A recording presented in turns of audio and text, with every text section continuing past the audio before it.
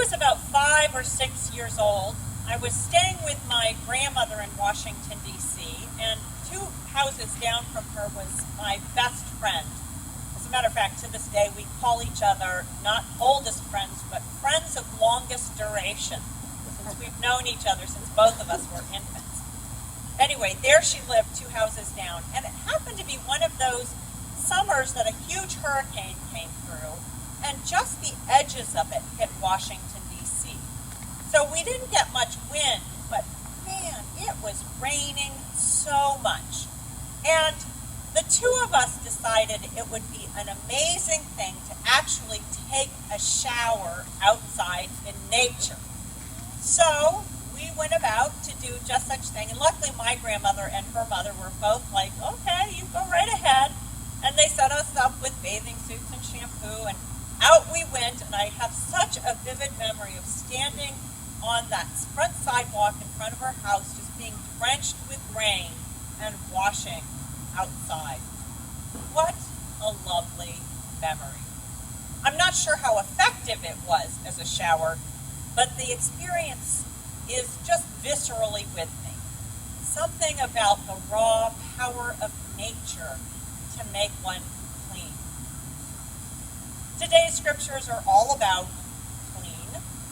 Indeed, much of Jewish tradition and early Christianity longed for cleanliness. Hence, Jewish law in particular is preoccupied with ritual cleanliness. The call for cleanliness was both a way to ensure holiness, and it was a hedge against forms of disease and illness. And hence, there is this list of cleanliness and holiness rules found in the book of Leviticus that governed people first as they wandered in the wilderness shortly after they were freed from captivity, and then became a part of what it meant to be a people of Israel thereafter. Moses bathed his children before they were ordained to priesthood. Clothes with signs of mildew were to be washed, and someone with some indication of certain types of disease or uncleanliness was to be quarantined on the outside of camp until they were considered safe again. Those are just 3 examples of incredibly detailed list with practical methods of preventing the spread of infectious disease, and of course these rules had something to do about their idea of what it meant to be holy as well. Now, the sense of cleanliness and holiness also came with a keen sense of their own sinfulness. The ancient Jews understood that their sinfulness was part of their separation from God and a cause for God's wrath or disfavor. In ancient Jewish tradition, there was actually the call for a goat to be ritually imbued with all the sins of the community and then sent into the wilderness to carry the sins away. Meanwhile, the high priest, after doing this ritual, was to bathe himself in water, and this act was performed on the Day of Atonement, Yom Kippur. So yes, what you just heard is scapegoating. And this bathing as a ceremonial act became also what is known as a mikvah, part of a tradition that was well established into the time of early Christianity. A mikvah was a purification bath, a complete immersion in ritual waters before one entered the temple in order to take part in any ritual ceremony. The ideas of cleanliness and sin made their way into Christian culture as well. It's why we have the liturgical act of making confession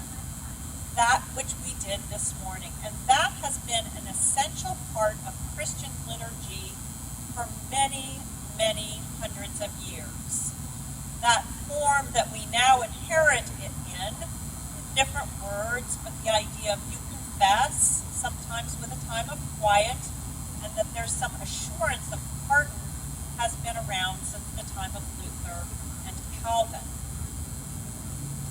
While cleanliness is a creaturely instinct, as witnessed by all mammals who have grooming habits, cultures have different ideas about how that's to happen.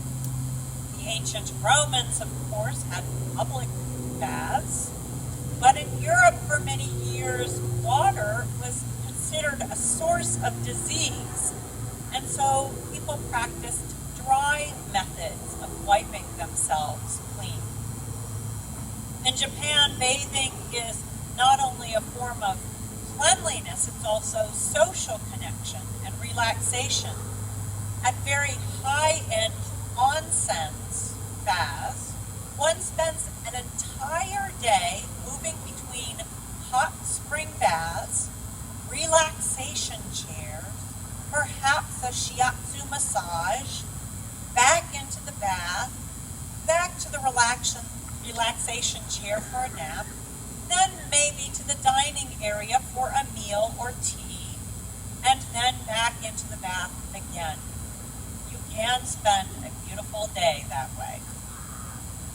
Blot out my transgressions, says our scripture. Purge me with hyssop, that I may be clean. Make me whiter than snow. By the way, the Bible does have lots of images of cleanliness being associated with the color white. For good reason, we all know that white shows dirt easily. But Greg and I have just moved into a house with a black floor, and I gotta tell you, it shows every bit of dirt. And I don't think I've ever swept or washed that floor so often in my whole entire life. So I think black might be the color of clean too. As Christians, our tradition inherits these ideas of sin as that which separates us from God or from holiness. And that is why to be clean is to be approaching holiness. Sin separates us or alienates us from God, from ourselves sometimes, and from society. And so that becomes the whole reason that we need God to become human, to walk amongst us.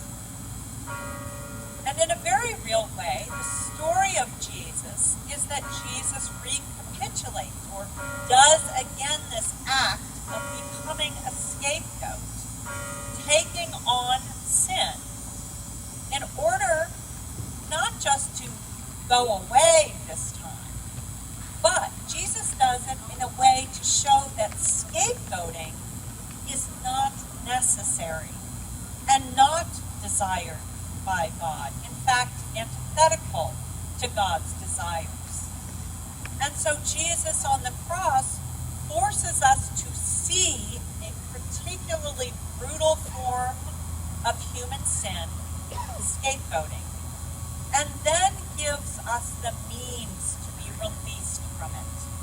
We don't ever need to do that again. It's been accomplished. Instead, we can simply say a prayer of confession and know that we are forgiven. I spent many years working as a volunteer at the UCC camp in Connecticut, Silver Lake, the equivalent of Pilgrim Lodge. Now, of course, there were showers there, simple plastic inserts in a wood and concrete structure, a row of showers that were seemingly always in use, never completely dry. There was always a glob of somebody else's shampoo on the floor and a spider crawling up the wall. Now, I have to say, the showers felt great, but after a week at camp, there was nothing better than standing in the shower at home and getting clean. Our baptism puts us in the community of God, members of Christ's body. And the arc of Jesus' story gives us a plethora, so many ways of addressing sin. By forgiving others, by holding rather than throwing our stones of judgment, by generosity, by receiving God's invitation to the heavenly banquet, by participating in the joy of finding something that was once lost, and by receiving the good news of the cross. And what is true is that we all long to have clean hearts. Why else would we be here? And the good news is this: we all have clean hearts. The very moment we own our sin is the very same moment that forgiveness is available to us.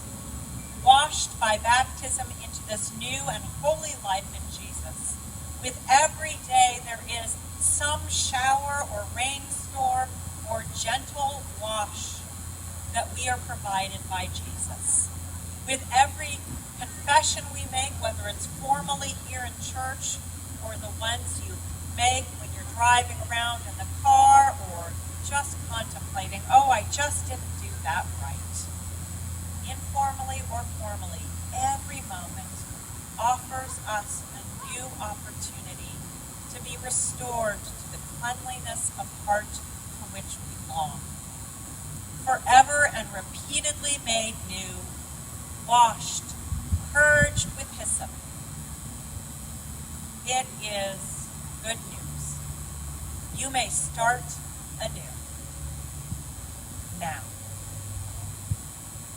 Amen.